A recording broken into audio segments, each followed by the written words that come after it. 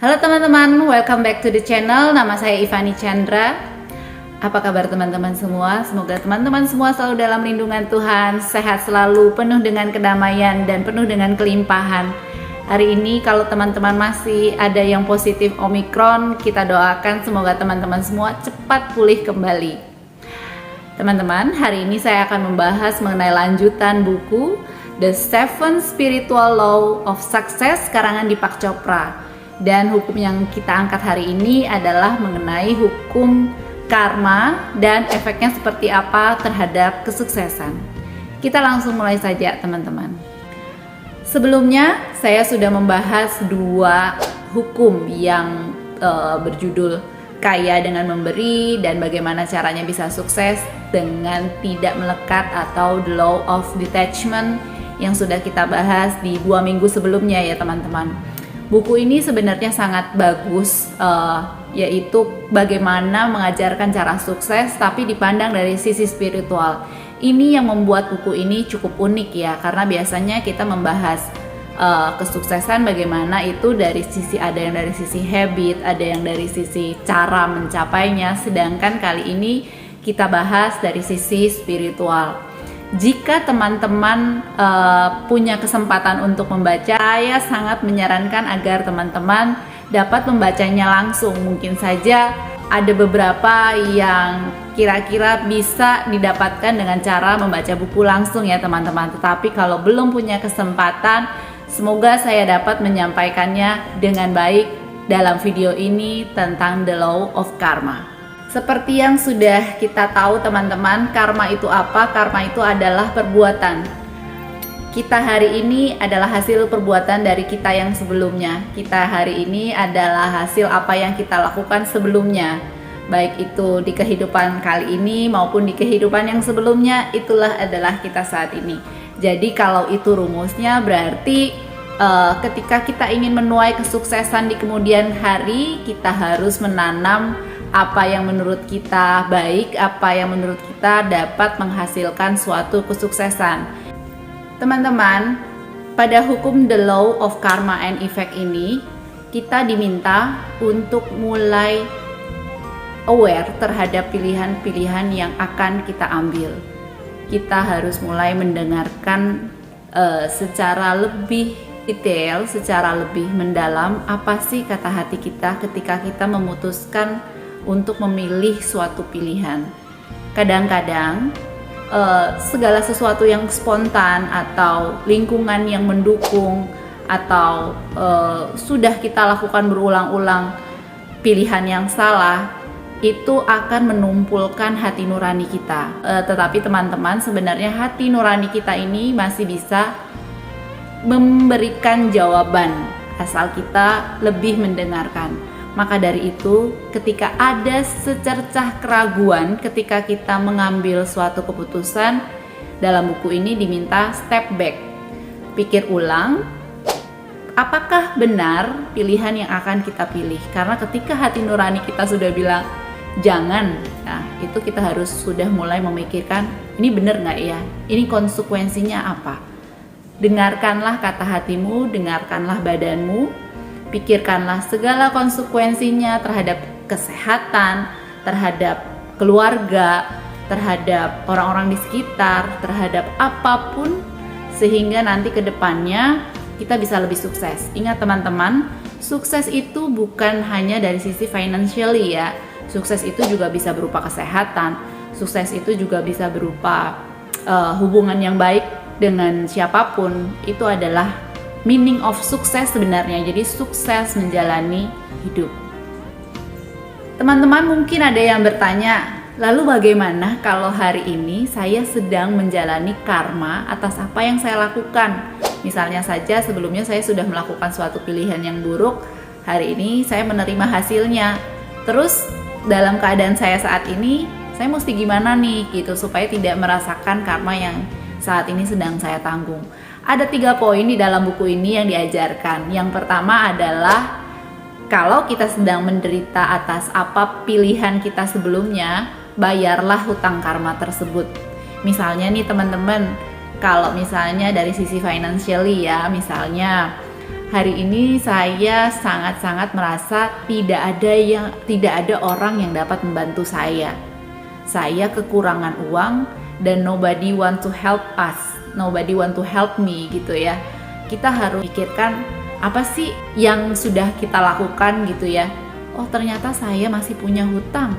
Saya pernah punya hutang sama si B misalnya. Dan saya merasa saya tidak perlu membayarnya, si B juga nggak minta kok. Nah teman-teman, walaupun si B tidak minta, tapi karena judulnya hutang, karena si B tidak memberikan pemberian itu kepada kita, bukan dengan cuma-cuma gitu ya, kita harus tetap membayarnya. Jika kita belum bisa membayarnya, hubungilah si B dan katakan bahwa saya belum bisa membayarnya. Seperti itu teman-teman. Tapi kalau misalnya saat ini punya uang yang cukup untuk membayar hutang tersebut, bayarlah. Dan ini bukan cuma dari sisi financial ya, ini semua ya teman-teman. Apakah kita masih merasa punya hutang dengan apa kita pernah ngomong, bahkan hutang ke anak kecil, oh saya akan membelikan ini loh buat anak kita sendiri, tapi ternyata perjalanannya kita tidak belikan apa-apa, padahal si anak sudah sangat mengharapkan. Ingat teman-teman, segala janji yang kita ucapkan, bayarlah. Nah, itu termasuk salah satu dalam bagaimana caranya kita membayar karma saat ini. Poin kedua, ketika hari ini kita sedang membayar karma atas apa yang kita lakukan sebelumnya, poin kedua yang bisa menjadi solusi adalah petiklah pelajaran yang mau disampaikan oleh semesta ketika kita sedang merasakan karmanya. Biasanya ini karma yang buruk ya, yang kita mau ambil pelajarannya ya. Jadi kita harus bertanya kepada suara hati, sebenarnya pelajaran apa yang sedang diberikan. Misalnya saja teman-teman, kita ambil contoh yang benar-benar sangat simpel ya. Hari ini kita sakit karena pilek gitu. Nah, pelajaran apa sih yang ingin disampaikan semesta? Yaitu yang ingin disampaikan semesta adalah, oh ternyata kita memang kemarin ini habis hujan-hujanan, kita ada payung, tapi kita nggak mau pakai payung karena malas gitu. Dan tiba-tiba kita sakit, karena pas sampai rumah pun kita nggak minum obat misalnya ya. Jadi hari ini kita pileknya agak berat nih.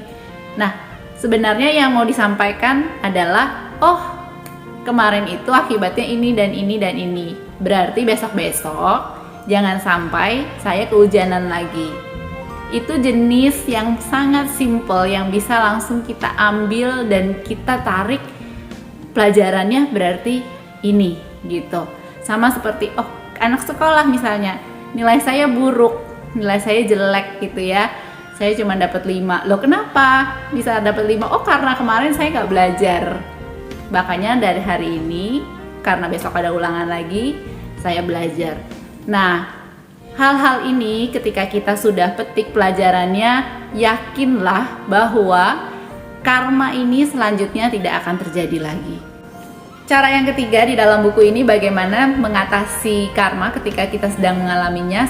Sepertinya cara yang ketiga ini mirip-mirip seperti video saya yang berjudul Berteman dengan Karma dan Mengatasinya, yaitu dengan cara melampaui karma itu sendiri, melampaui hukuman itu sendiri dengan berpikir mindfulness.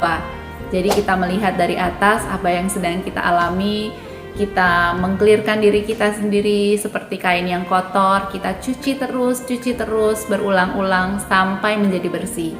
Dan cara ini dapat mudah dilakukan bila kita rajin berlatih meditasi atau mindfulness teman-teman.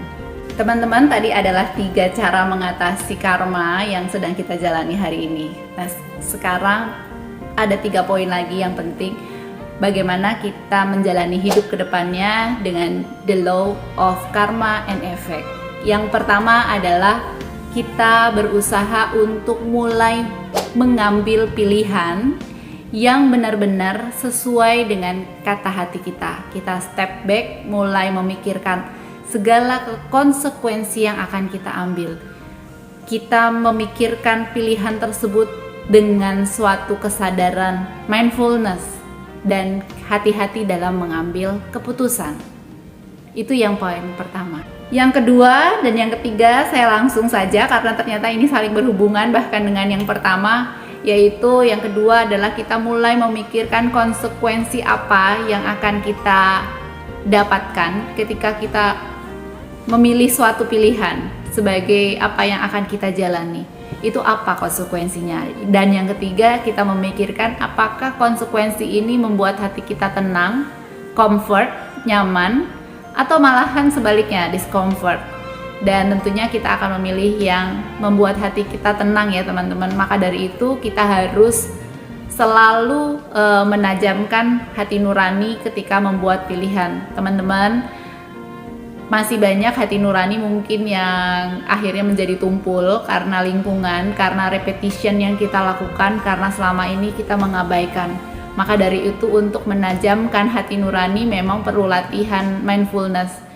Yakin teman-teman kalau misalnya hati nurani kita ini very clear, sangat tajam, itu seharusnya segala keputusan yang kita ambil itu harusnya dipimpin dan di-guide oleh hati nurani, oleh energi yang baik sehingga kita bisa menjadi jauh lebih sukses ke depannya. Nah teman-teman, demikian video saya hari ini mengenai the law of karma and effect. Kita harus mulai menajamkan hati nurani kita agar dapat membuat pilihan-pilihan yang bisa membuat kita sukses ke depannya teman-teman. Mari kita mulai belajar untuk menajamkan hati nurani kita teman-teman dengan berlatih mindfulness. Thank you very much for watching my video. Sampai ketemu lagi di video-video selanjutnya. Sepertinya saya masih akan membahas 4 hukum yang belum saya bahas dalam buku ini. Thank you very much teman-teman. Sampai ketemu lagi. Atma, namaste.